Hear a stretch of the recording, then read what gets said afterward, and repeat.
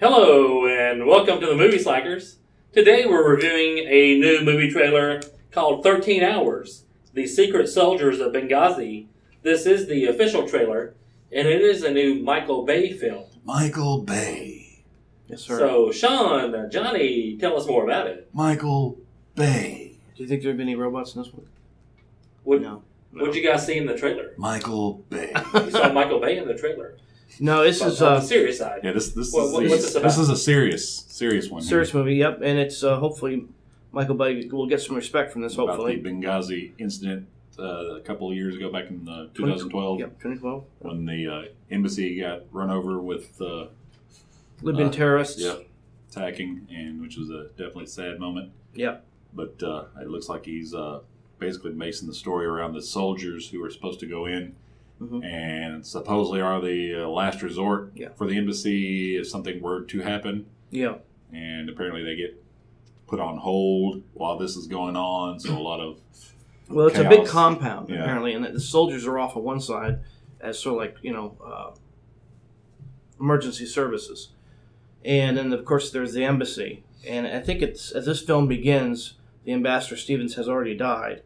And like this is basically based on survivor accounts of the soldiers. Some made it out, some did not.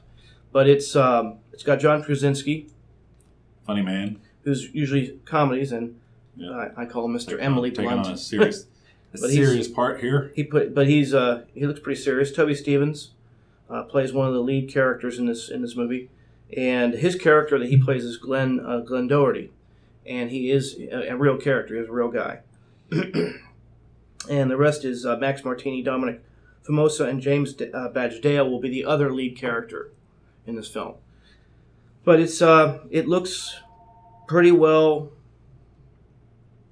It looks like it can be pretty well done. Yeah, pretty well done. I mean, sad. I mean, it's Michael a Bay, bad incident in the American history where a lot of people lost their lives.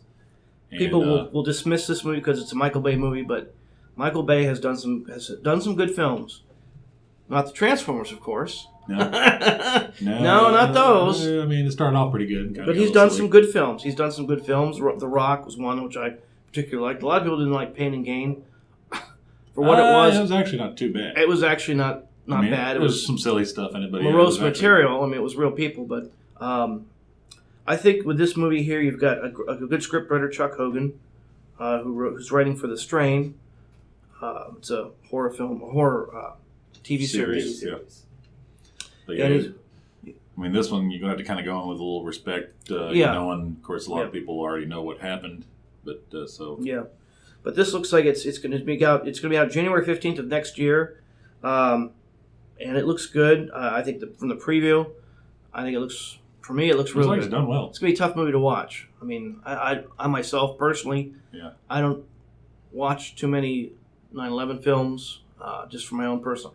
It's too hard to watch. It's like you already kind of know what happens. It's too hard to watch, and so you're going through the motions, and the movie puts even more emotion in it, and so it's going to be going into a respectful. Yeah, definitely. This looks like it might be a sort of a Black Hawk Down kind of a film, but it looks good. Don't know how close to the actual events it actually supposed to be. I'm sure they're trying to get as close as they could. I think. Well, the Glenn Doherty character was real, and the John Krasinski character, his name's Jack. He was a real character. Hollywood to it. So, but the John Krasinski and Toby Stevens characters are both real guys, and I think this is after Ambassador Stevens was killed, like I said, and I think that this is sort of like a mishmash, or not a mishmash, but a sort of combination of live characters and